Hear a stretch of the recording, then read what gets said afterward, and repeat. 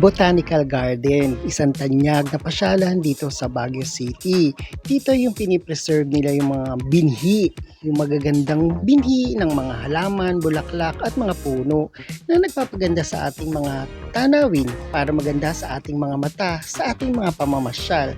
Yan ang pagkukwentuhan natin dito sa ating kwentong may kwenta dito sa Love Life, Me, Myself, and I dito sa Alexander YouTube channel. Kung hindi ka pa nakasubscribe, subscribe ka na para parati ka naka-update sa aking mga ganap. O ayan, katulad nga ng sabi ko, ang pagkukwentuhan natin ay tungkol sa mga tanawin ng Botanical Garden dito sa Baguio City. Hindi ba dito natin makikita yung mga bibihirang mga binhi ng mga bulaklak, puno at halaman? Parang sa sarili din natin, di ba? Sa sarili natin, kailangan meron tayong sariling garden sa buhay natin.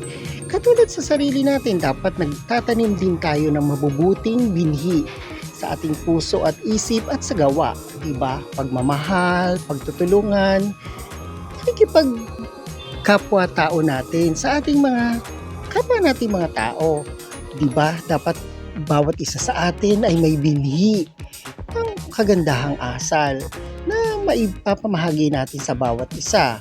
Katulad nga ng mga botanical garden, dito makikita ang mga iba't ibang magagandang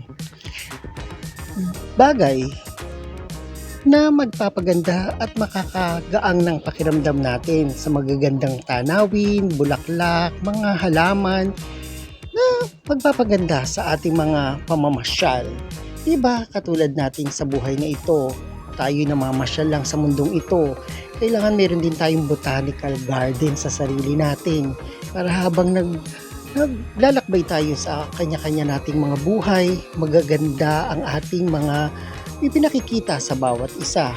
Para rin tayong mga pasyalan, para rin tayong mga magagandang tanawin na nagbibigay ng maganda para sa ating kapwa-tao, para sa isa't isa, sa sarili din natin, di ba?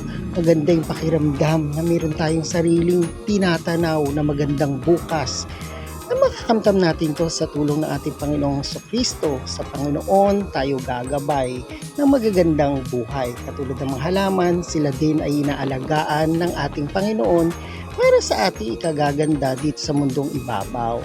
Kaya ang bawat isa magtulungan na magkaroon ng kanya-kanyang sariling botanical garden sa kanyang sarili. O ayan, wala na naman akong yaman na maibibigay sa inyo, pero meron akong munting kaalaman na maiiwan para kahit papaano naman ang ating buhay ay gumaang-gaang-gaang. O ayan, thank you for watching and please subscribe to my YouTube channel and thank you for watching and God bless!